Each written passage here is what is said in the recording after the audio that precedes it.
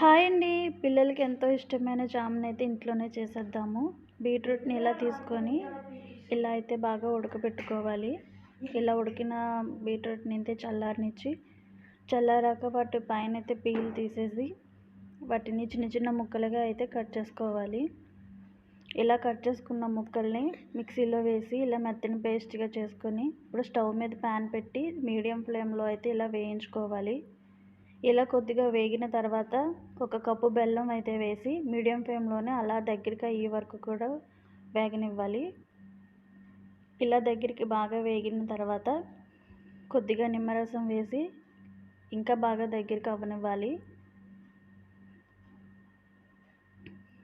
ఇలా బాగా దగ్గరికి అయిన తర్వాత ఇలా మధ్యలో గీత గీస్తే అటు ఇటు కూడా దగ్గరికి రాకూడదు. ఇలా స్పూన్‌తో తీసినా కూడా కింద పడకూడదు. ఇలా ఎప్పుడైతేనే జామ్ రెడీ అయినట్టు. ఇలా గ్లాస్ జార్‌లో స్టోర్ చేసుకుంటే 1 మంత్ ఉంటుంది. ఈ వీడియో నచ్చినట్టయితే లైక్ చేయండి, షేర్ చేయండి, సబ్స్క్రైబ్ చేసుకోండి.